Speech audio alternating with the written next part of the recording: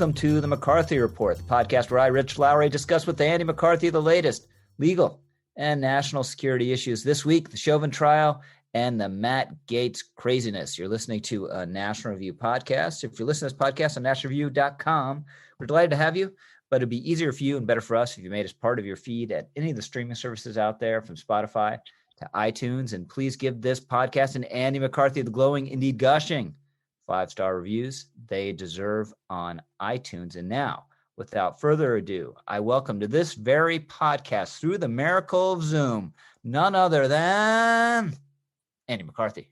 Hey, Rich, how are you? Good, Andy. How are you? I'm good. It's opening day. I always feel like whenever opening day comes back around, it's like, thank God it's back. So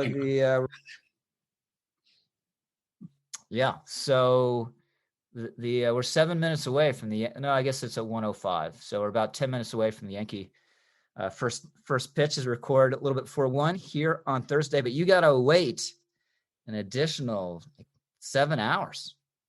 Yeah, it's a night game tonight, although that's okay by me. The way the weather is in New York, it's too bad the Yankees didn't open. Like, was it Monday we had the gorgeous weather?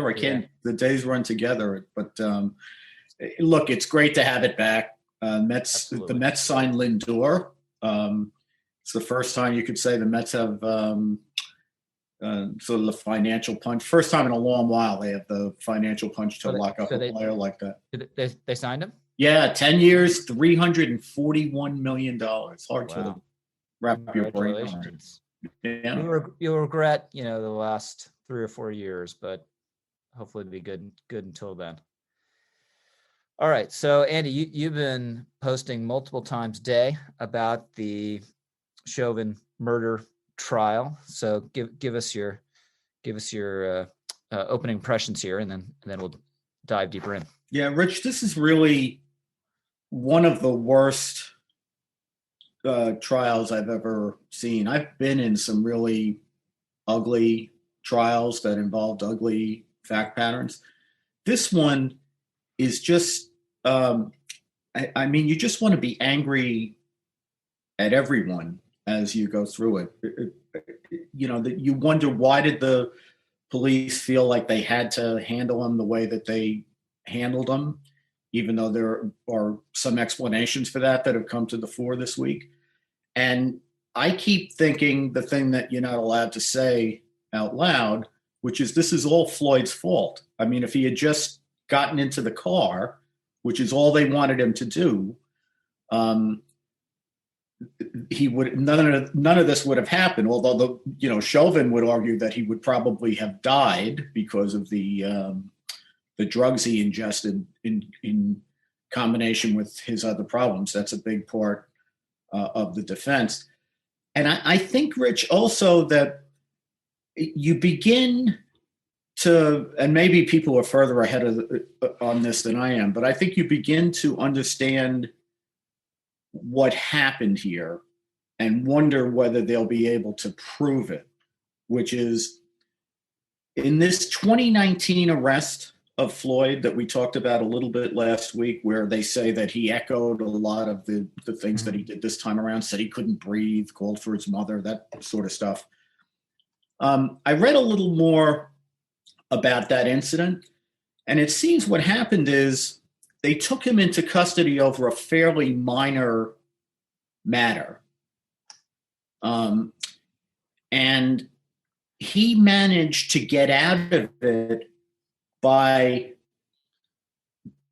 ingesting some drugs that put him in a dangerous position medically, and carrying on in a way that made them, I think, conclude that it just wasn't worth going through the whole process over what was really a piddling, I think it was a drug arrest, but it was a minor matter, and he got out of it by carrying on and by manipulating his physical condition and by doing some of the things that he did on this occasion. And I think it's not unreasonable to think that he may have thought that by carrying on the way he carried on, the police would just say, look, this is not worth it over a $20 counterfeit bill, if he was thinking that clearly, which he may not have been. I think that's going to be for the reasons that we talked about last week. Now, the judge is going to let some of the evidence about the May 2019 arrest in. But so far, at least, he's not going to let in the part where Floyd is saying he wants his mother. He's complaining about not being able to breathe and other medical conditions and so forth. The plan right now is he's not going to let that in because the police who were in the 2019 arrest are not the same police in the 2020 arrest. So they had no reason to have a background in that. They have to deal with him as they find him. So far, what the judge is saying, he's going to let in the business about how he tried to manipulate his physical condition by using drugs because he thinks that's relevant. But I think the whole thing may be relevant. I understand the concern about, propensity, and you can't overly judge what happened this time because of what happened last time.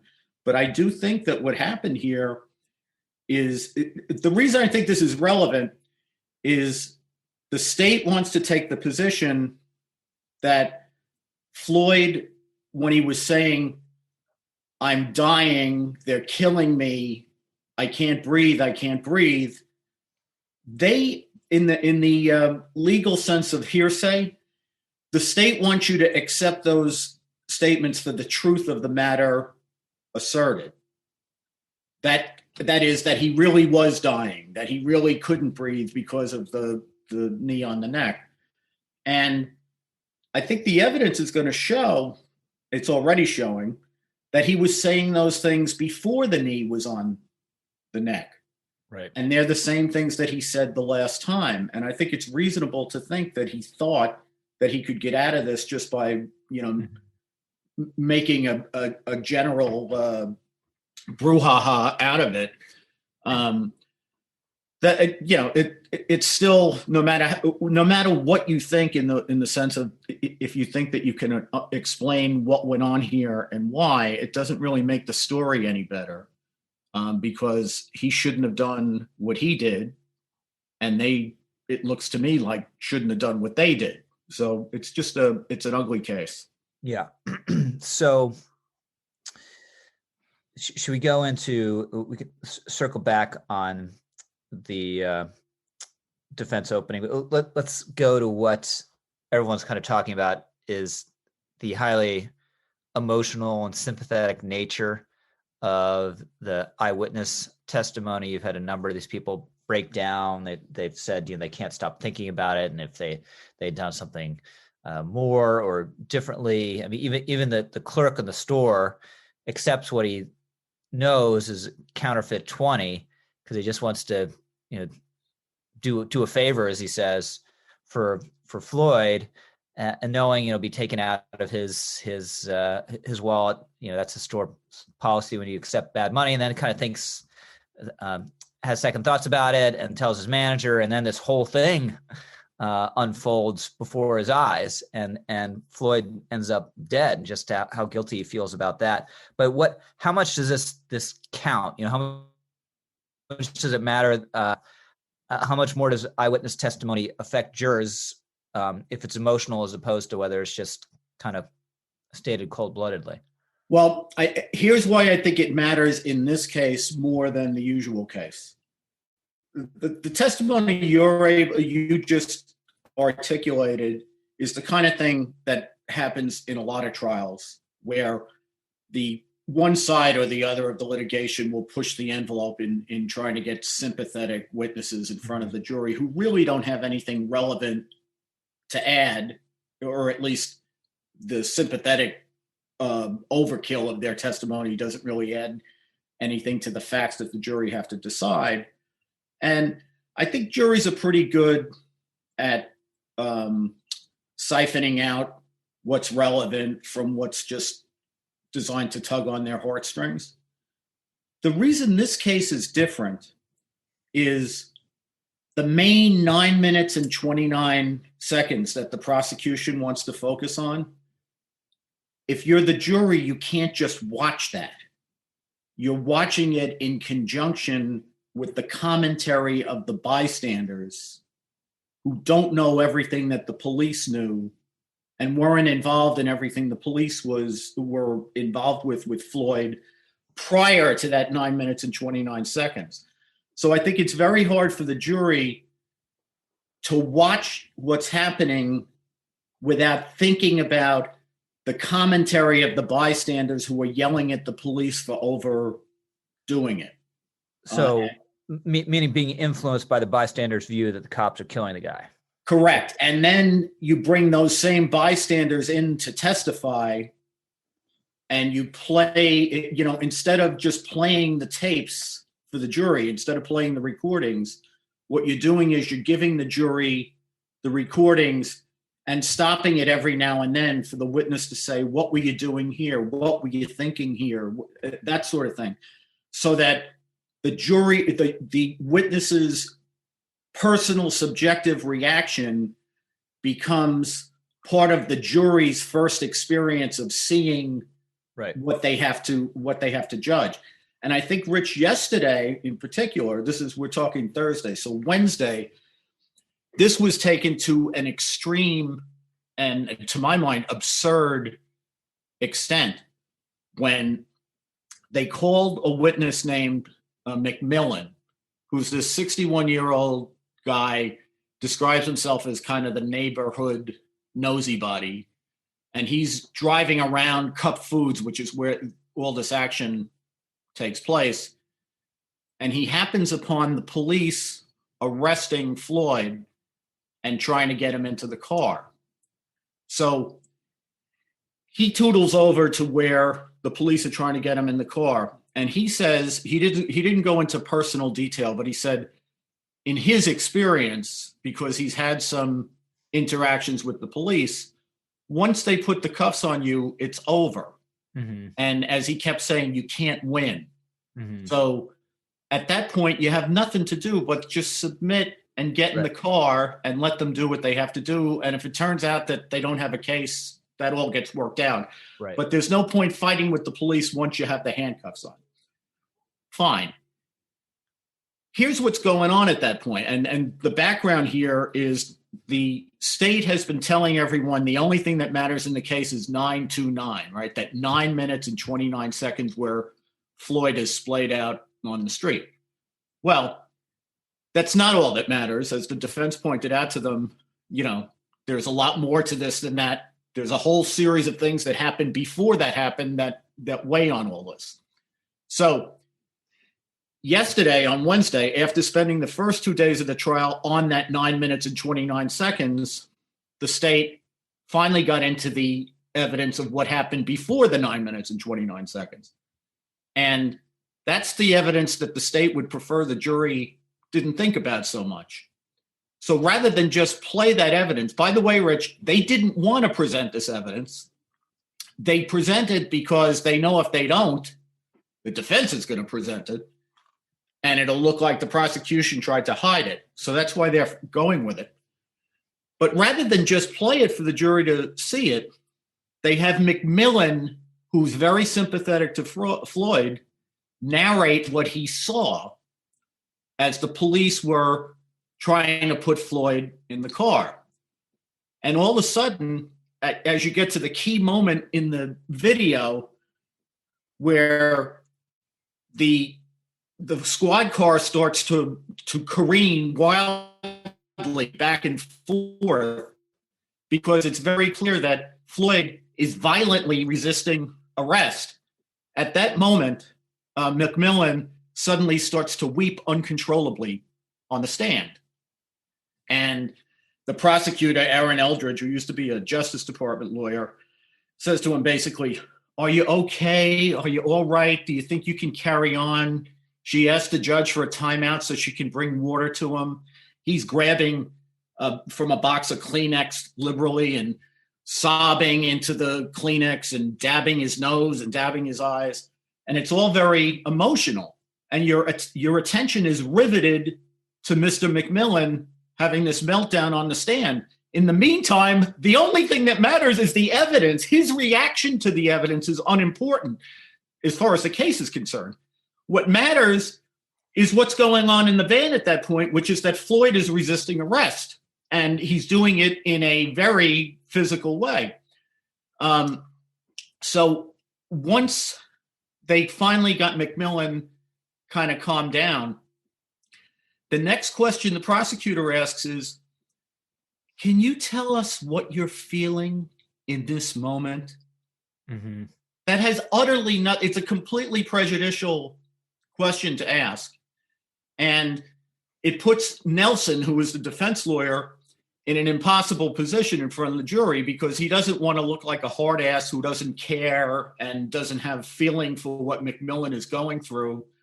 And, you know, being a tortured soul of, you know, you've had one after another of these witnesses come up and say they wish they had done more. They wish they could only have helped George Floyd more. They wish they had had the courage to help George Floyd more. So the defense lawyer doesn't want to look like he doesn't care that McMillan is going through this emotional thing. But in the meantime, what matters to the case is Floyd's resistance of arrest. That's the importance of this evidence. So what the prosecution is doing in connection with evidence that they're not hoping the jury is going to focus on as much as the 9 minutes and 29 seconds is, instead of just presenting it, at least at the beginning, they presented it through the eyes of witnesses who were sympathetic to the Floyd, in the hope that the jury will I think have it will more resonate with the jury what the witnesses were going through and feeling than what the actual evidence was. So another witness who cried on the stand is Donald Williams, who was is a martial arts instructor, saw what was happening and called the police immediately afterwards. Said they killed this guy. They killed him. And he used the phrase, do I have this right, Andy? Blood choke. Right. And so he testifies that, you know, they just killed him with the knee on the neck. But he also, upon cross-examination, admitted that you can be out and then come back when you've been subject to a chokehold. Yeah, I think, Rich, this was an example. You see this quite a lot, actually, of a witness who wasn't completely prepared for how he might be cross-examined. And he clearly was not trying to give testimony that would be helpful to Chauvin. He thought that the defense lawyer was just kind of walking him through his career in mixed martial arts. And I should back up and say, this is a witness whose use is very ambiguous, because he's an eyewitness. That's what the relevance of his testimony is. And they tried to use him as an expert witness in mixed martial arts, or more precisely, an expert witness in what it's like to be choked.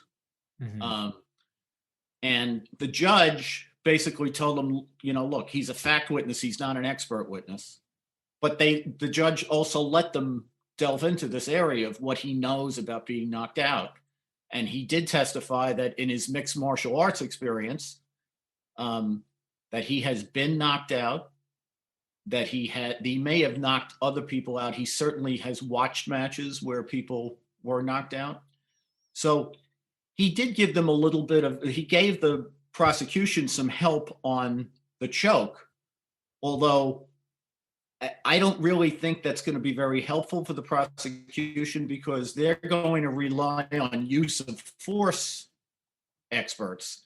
This case is not going to rise and fall on what the mixed martial arts guy said about the choke. On the other hand, while he was being cross-examined, he was asked, have you ever seen a situation in mixed martial arts where somebody goes unconscious? They fade into unconsciousness after a chokehold, and then they come to and they want to start fighting again. And obviously he didn't realize he was helping Chauvin with this, but his response was, I've not only seen that, it's happened to me. I was choked, and I didn't even come to really. I didn't realize I had come to until I was in the locker room. And as soon as I came to, I wanted to get up and start fighting again. They had to tell me the fight, the match was over. And this is essential to Chauvin's defense, because what they want to show is that between the way Floyd violently resisted arrest in the back of the car and his drug use, it was reasonable for them to worry that he might come to and suddenly start fighting. And they hadn't been able to control him, which was why he was on the street in the first place. One of the things that was very important about the testimony of how he of what happened in the squad car was not only that, Floyd is 6'4" and 223 pounds, according to the autopsy report. And as you got to see these videos yesterday, it was clear that he's very powerful. And these four police officers, grown men who are trained in how to deal with people who resist arrest, pushing and pulling for all they were worth, were not able to maintain him in the back of the car.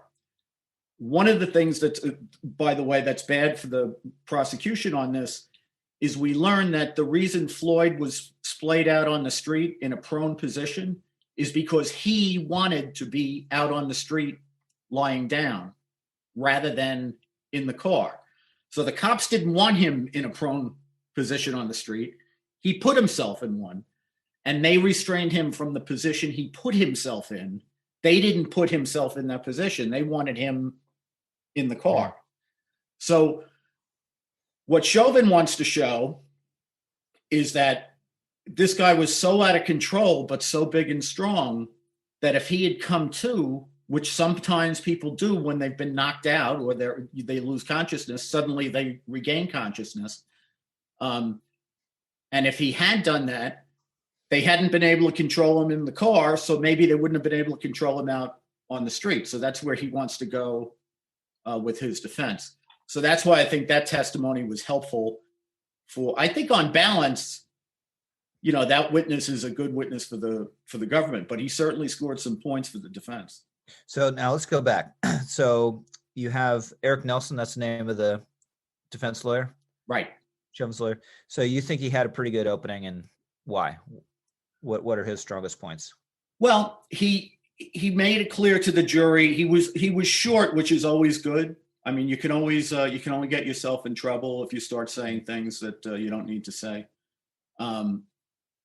He had a hard job because the prosecution played that very moving tape in the opening, which is not usual, Rich. Usually opening statements are about descriptions of what the jury's going to hear. You don't usually get to play the evidence in front of them because the theory is it's not in evidence yet. So this is just supposed to be commentary on what the evidence is going to be.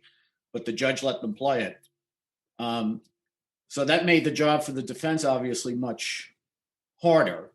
But what he made clear was that there were two sides to the story, and that they were going to hear that Floyd resisted arrest, and that the cause of death was not the choking on the street. It was cardiac arrhythmia.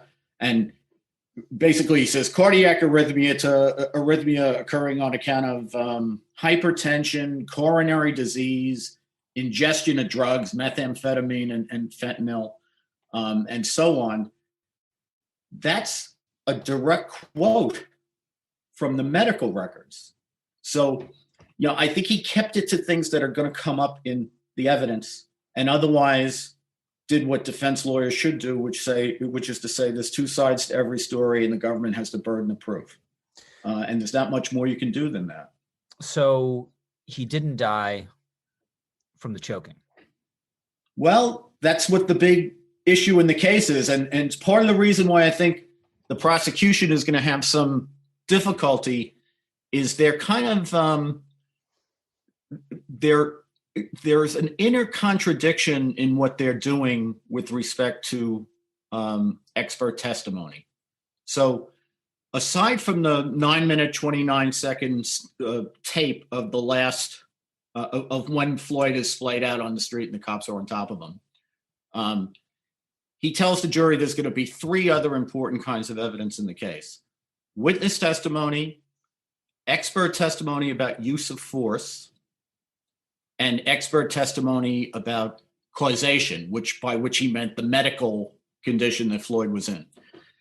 And according to what Jerry Blackwell, who was the prosecutor who delivered the opening statement, which I think, by the way, he's got a very nice manner. He did a very good job. But he tells the jury, look, this case is going to be a slam dunk decision after you hear our use of force experts. When you hear this authoritative expert testimony, you're going to be convinced that the kind of hold that Derek Chauvin used here is absolutely not permitted in these circumstances. And he really hammered the expert testimony and the importance of expert testimony and how authoritative it would be. Then he came to causation and he said, and we're going to have these medical experts. And you know what? This is really all about the eye test. When it comes to causation, trust your eyes, trust what you see, trust the tape. So in other words, what's coming, and he knows this, which is why he's trying to set up a way for the jury to think about it, is the expert testimony is not harmonious with respect to what caused Floyd's death. So there's some experts who say, yes, absolutely, the chokehold, there was asphyxiation, that's what did it. And then there's other expert testimony that say, well, this heart condition is a problem, and the fentanyl use is a problem, and there's an amount of fentanyl there that could kill a normal person, to the point where the prosecutor has to say in his opening, there's such a thing as tolerance. And George Floyd had been an illegal drug user for such a long time that he had built up a level of tolerance, so what would kill a normal person wouldn't have killed him. If you're the prosecutor and you're having to make arguments like that, that's a problem, because you're basically arguing against your own eyewitness test, your expert testimony. So I think it's tough for the prosecution to tell the jury that expert testimony is crucially important with respect to one thing, and don't worry about it so much with respect to the stuff that doesn't help us as much. So does the medical examiner say one way or the other, whether it was asphyxiation, or is it kind of left open that the other causes of death could have been caused by the chokehold? There's 3 different medical examinations here. One's from the military, one's from the Hennepin County, and one is retained for purposes of the examination. And they're not all on the same page, which is why the prosecutor is so worried about it. And another, I think we talked about this before, Rich, but it's a good time to raise it again because it's more concrete now. This is why one of the most essential, crucial things in the case is going to be something that has nothing to do with testimony or evidence. It's going to be the judge's legal instructions to the jury at the conclusion of the trial. Because even if there's differences of opinion between the experts regarding the principal cause of death, as opposed to subsidiary potential causes of death, if the judge's instruction to the jury is, if what the police did was contributorily meaningful to death, even if other things may have contributed to Floyd's demise, then that will be very good for the prosecution, because it'd be almost impossible to say that what the police didn't have any impact here, even if you accept the fact that Floyd had these underlying conditions. But it's clear from the way Blackwell addressed all this in his opening that the state is worried about this. I mean, one of the things you wouldn't think there's anything funny about this case, but at one point Blackwell, because of his manner, I think he was able to pull this off. But he said, Floyd died of a cardiopulmonary problem or cardiorespiratory problem. I forget exactly the way he said it. And he looked at the jury. He says, let me translate that for you. You know what that means? His heart stopped and his lungs stopped, which means the expert opinion basically is that George Floyd died from what every human being in the history of the human race has ever died from. His heart stopped and his lungs stopped. And he put that out there as a kind of a folksy way to say to the jury, look, you're going to hear a lot of mumbo jumbo from these medical experts. And what you have to remember is trust your eyes. Trust what you saw on that tape. Trust how you see for 9 minutes and 29 seconds, Chauvin is pressing on this guy's neck while he starts to speak. Then the speaking fades. Then the speaking stops. Then the pulse stops. Then the breathing stops. And then Floyd is dead. And that's the way they wanted to look at it. Right. And then finally, you think first 2 days were strong for the prosecution. Third day, strong for the defense, although that might not be readily apparent yet. Yeah, well, it won't be. It probably isn't as apparent as it should be, Rich, because of what we discussed at the beginning, which is that the prosecution so far has tried to present the evidence that's helpful to the defense through the eyes of eyewitnesses who are sympathetic to Floyd. But number one, they weren't able to do that with respect to everything. The most helpful graphic video and audio evidence for the defense was the police body cameras and surveillance cameras. And the witness for that was just an administrative officer of the police department. He didn't have any role in the case. He just produced the evidence. And as a result, when that evidence went in, there wasn't any witness narrating it. The jury was just able to see it. And this is where you get to see Floyd, digging his legs into the back seat of the car and pushing one set of cops in one direction and the other set in the other direction, and they just can't control him. So it's not credible once you've seen that to say that, the prosecutors have been taking the preposterous position that he didn't resist on the theory that he didn't try to hurt the police. He was just passively not following directions. Well, that's not true. He was not following directions, but he was physically resisting them, and he was bigger and stronger than they were. So I think as the case goes on, you're not going to be able to show all that evidence through the eyes of witnesses sympathetic to Floyd. And certainly when the defense case comes around, and this will be the big thing we'll have to watch in the next week or two, if Chauvin himself takes the stand, there's going to be, the jury's going to get a very different perspective on this than they've gotten in the first 2 days. And then final question, what's the timeline here? When do we think the trial will end? Well, the judge told the jury 2 to 4 weeks. My impression so far, and I've watched a lot of the trial, is that Judge Peter Cahill is workmanlike. They get the jury in there at 9:15, 9:30 every morning, and they sit till 5 in the afternoon, and they're moving through stuff. So I think they're a little further along than I would have figured, but I think the case is going to bog down a little bit on the expert testimony. There's going to be a real battle of experts. Mm-hmm. And I have to say, Rich, there's something that I didn't factor in because I've never seen a trial like this before in the age of COVID that we're seeing. But there are a lot of things that just take more time in this case than in the usual case. So, for example, in every trial I was ever in, there's a witness room, and one witness comes off and we bring the next one on. Here, they're very concerned about making sure somebody's completely out of the room before the next person comes in the room.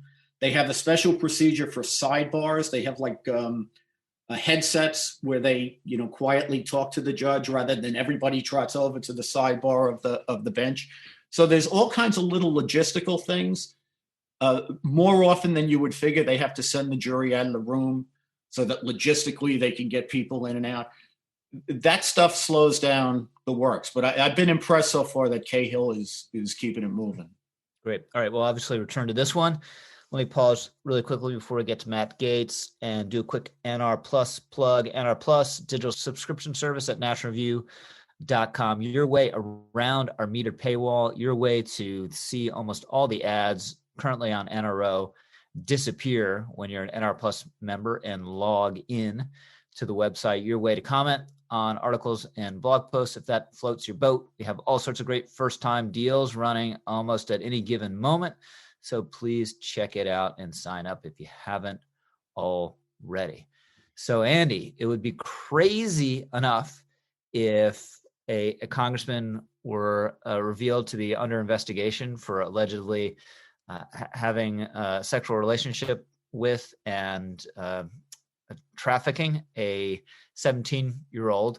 Then it would be even crazier if this politician went on a cable TV show and made some of the most wild allegations that anyone has ever heard. And then it would be crazier still if at least some element of these allegations made by the congressman under investigation seemed to prove out. But that's where we are with the Matt Gaetz thing.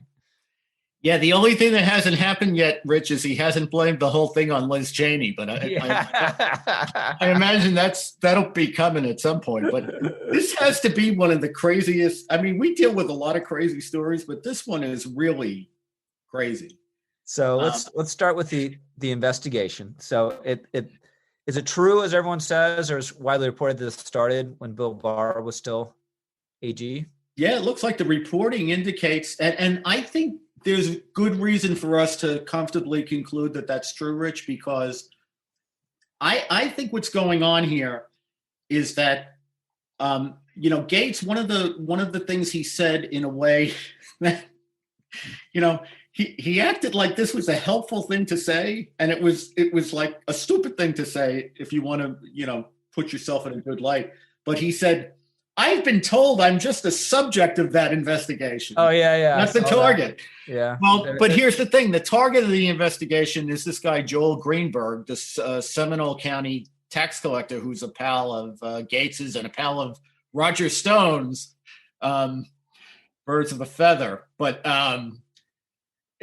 that case obviously started during the Trump Justice Department. There's a 33-count indictment that's been added to in the last few days, which charges this guy Greenberg with sex trafficking, misuse of a state database. He's supposedly embezzled $400,000 in state tax funds, and he also has a couple of schemes in the indictment for defrauding the Coronavirus Small Business Administration relief.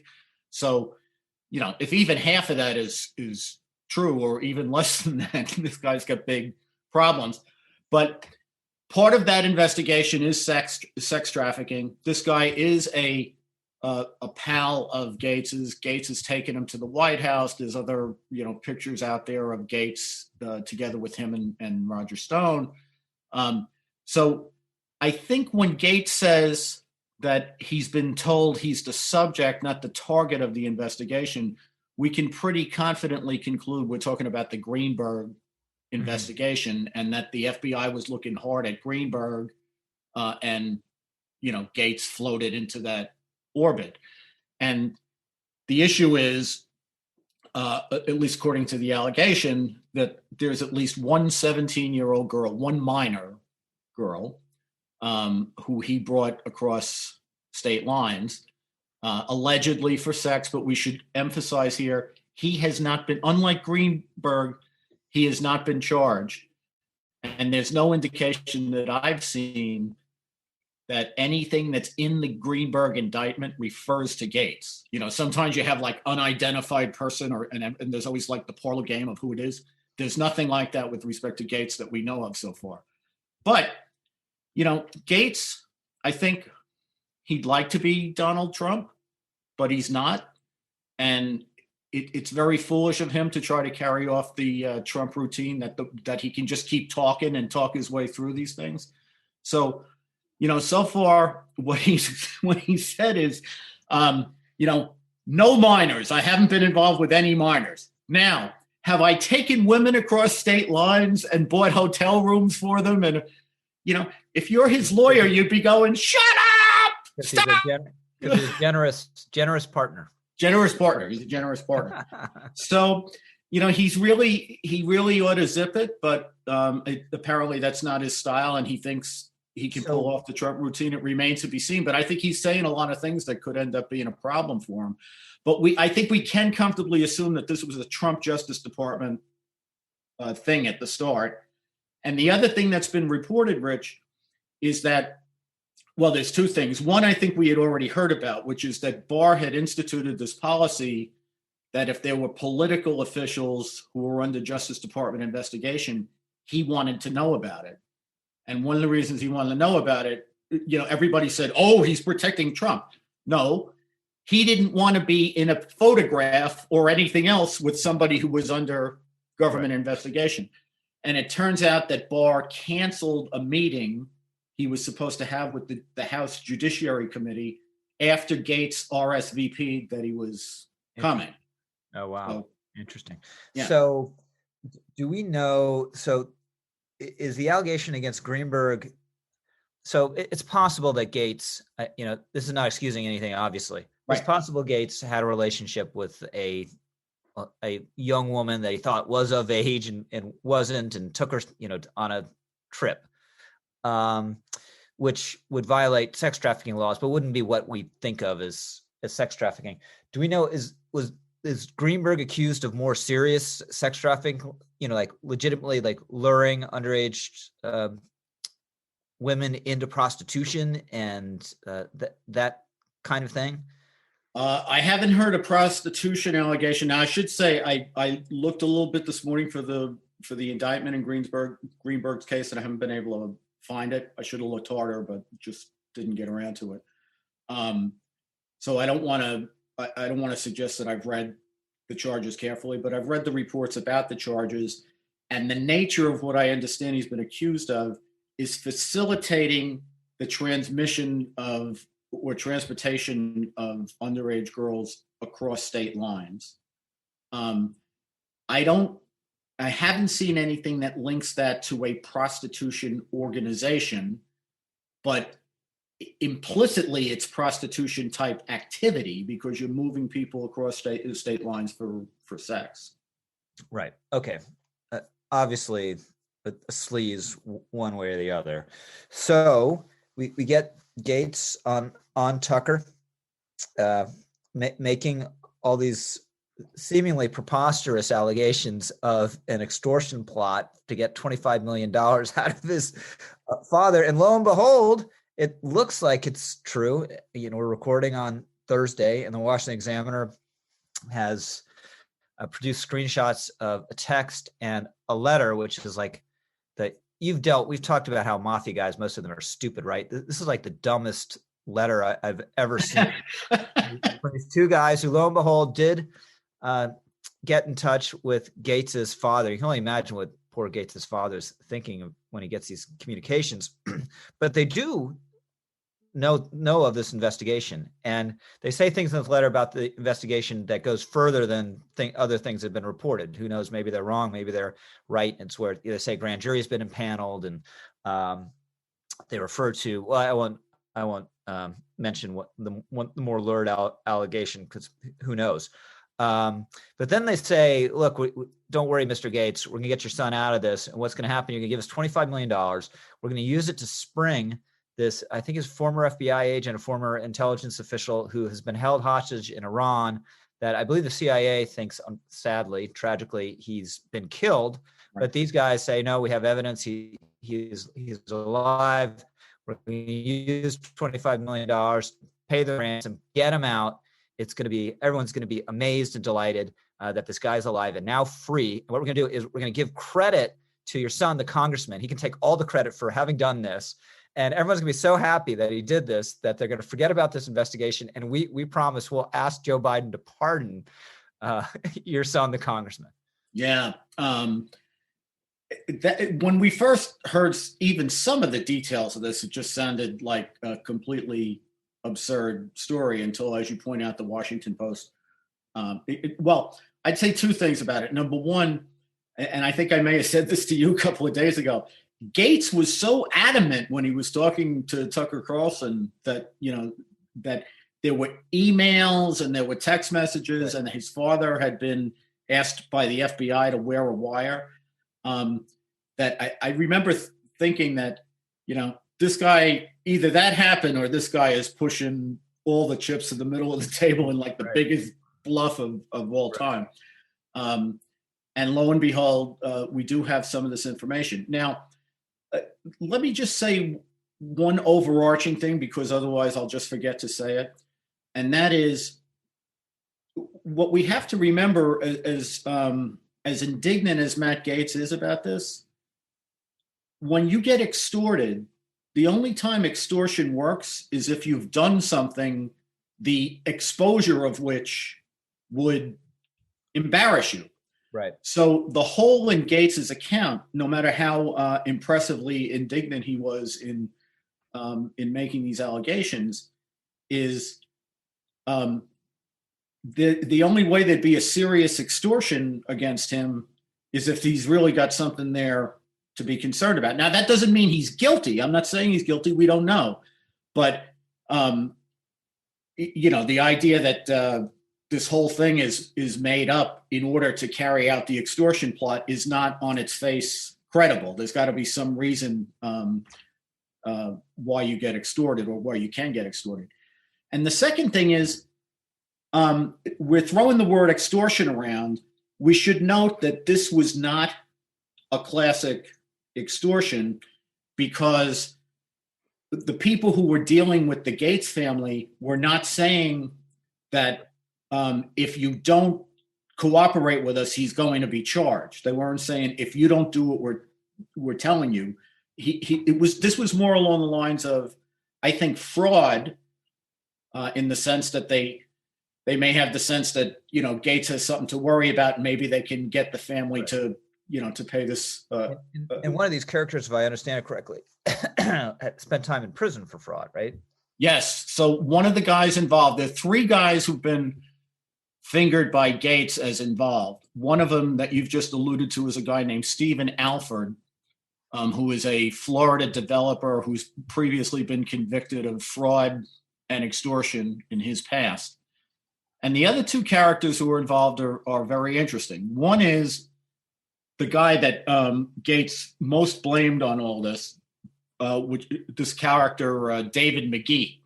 Now, McGee, up until about 2005, he's been out of the government for a while, but he used to be a high-ranking, I think he was first assistant U.S. attorney in one of the big offices in Florida, in the part of Florida that Gaetz is from.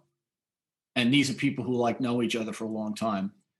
And the other guy who's been identified as Bob Kent, who is this former Air Force intelligence official who has worked for the Levinson family. They've been trying to get Levinson out of Iran since he went missing in 2007.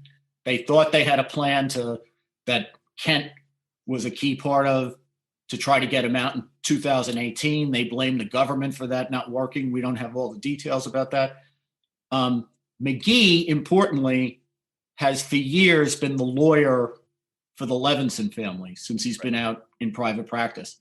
And what's interesting about McGee, Rich, is when Gaetz first made his allegations, I think it was the Daily Beast that McGee said to, it's just preposterous. It's ludicrous. There's nothing to it.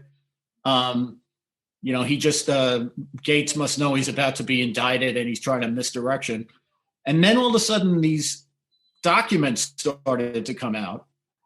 And suddenly McGee tells the Washington Post, well, he might have had a conversation with Don Gaetz, the congressman's father. And he said, well, but it was only about a guy who was concerned about the trouble his son is in. And the reason I think that's worth mentioning is one of the emails that Gaetz has produced is something that he says his father insisted on having, which was a document that said that he was working for the FBI. Right. Which usually the FBI won't give you. I mean, the Justice Department won't give you the FBI because they want all this to be secret. And when they go to paper like that, they don't know what you're going to do with the paper. But they obviously wanted, if this document's authentic, they wanted Don Gates's help in this investigation. Don Gates is a smart guy, and he's got a smart lawyer. And he realized, if I'm going to talk to these people and have conversations that are going to be of evidentiary value to the FBI, I have to act like Matt is really in trouble. And if they get me recorded saying that, that will be like an admission that my son has done these terrible things. So he wanted something in writing so that he could plausibly say later on that if he said things that cast his son in a bad light, he was only doing it in his role as an undercover FBI source. He wasn't really saying things that were true. And that was why he wanted that in writing from the FBI, so that later on, if it turns out that he's on a recording saying that Gates really does have criminal exposure problems, he'll be able to say, yeah, but I was just making that up because I was an FBI informant. I wasn't saying it because it was true. So what it sounds like happened, if this is on the up and up, is that they pitched them to get $25 million from Don Gates, who was very wealthy. And the first installment was going to be about $5 million. It's not clear when Don Gates talked to McGee, the lawyer, on the phone, but at some point, Kent reached out to him March 16th and said to him, basically, we know that Matt has these problems that we can make go away. And then the next day, Kent meets with Don Gates, and also at the meeting is this character, Alfred. And that's when they give him this preposterous document that they call, what is it, Operation, I can't remember, Operation Homecoming. That's what it is. So the idea of getting Levinson back. So presumably they would have, if everything had gone to as planned, they would have gotten $25 million from Gates and then disappeared. Yeah, well, the original payment, the down payment, was supposed to be $5 million. And there's some suggestion that McGee's role in all this is that the money would have gone into his escrow account because he represents the Levinson family. So it would have gone into his account at his law firm. Now, that hasn't been proved, but that's the Gates allegation of where these guys fit in. And so now we have Gates goes public, right? He's on Tucker. He's on these other shows. And what he says is that the reason that it got leaked to the New York Times that he was the subject of this investigation was because that was the day they were supposed to get the money, the first down payment. And then the FBI would have had these guys in the trick bag and they would have been able to make arrests. So Gates is out there saying, this information about me isn't true. They just made it up in order to stop this investigation where we were this close to getting these guys with powerful inculpatory evidence. And then the counter against Gates is other people are saying, if this really was an investigation, by going public, you have blown the investigation up. So again, crazy story. But, both things could be true and both things could also be false. But it could be true both that Gates has, significant potential criminal liability. We'll have to see how that plays out. And that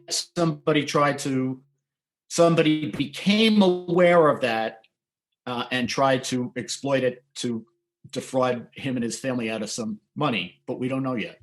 And the means through which we'll know more, presumably, is just continued media reports, or would the FBI ever speak publicly about what's going on?